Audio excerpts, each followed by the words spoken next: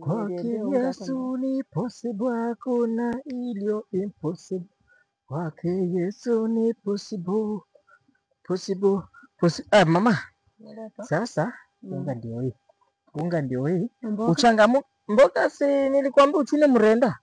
Ai tamani. Uchune mrenda? Ai tamani ndo peke mtu hatuwaki nifo nimpatie mrenda na mimi nilisema siwezi nunulia mtu na tena ile kuku yangu chukua umepeana. Chune wewe mrenda haraka ya. Wewe mtu uko na pitii foko unaweza mpatie mrenda kweli? Hapana, hiyo ni masarau. Yaani mimi nasema kusema kweli hiyo ni masarau. Sasa utasikia nini ama hapana, sio kukusikia wewe. Hiyo ni masarau. Mtu wako napitia wewe tu unachua mchana yote, asubuhi yote. Hapana. Mimi nimpatie ukali na mrenda peke yake. Pika mrenda. Mimi nimesema upike mrenda. Wacha tufanye hivi. Sio kweli saa hizi. Wewe ndio nitakupatia ukali na mrenda. Na wewe unatoa sasa karibu kutoka kwa shamba. Na mboga ishaipa ile kuku yako. Na naenda kukoroka ka ukali, nimpatie na yako ka kuku. Mimi umesema mimi nikule mrenda. Wewe mtasha umerudi? Nimerudi. Umefanya vizuri. Umechoka? Nimechoka sana.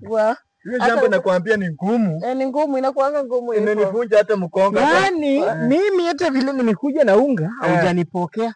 Lakini huyo ametoka kwa shamba. Mume wangu uko na siasa, Sasa kwani makosekani akichukua si chambe ni yenu. Lakini uko na siasa. Kwani wewe usiona ni kama anachukua chembe anaweza toroka nayo. Wewe uone hiyo. Wewe uone. Sioni vizuri.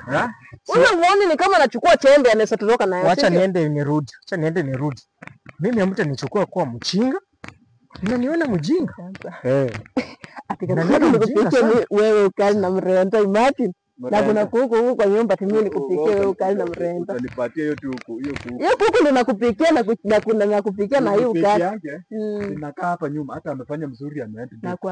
Tupate nafasi ya kuongea. Hata tukitaka hata hata unajua pipi yangu alikufa.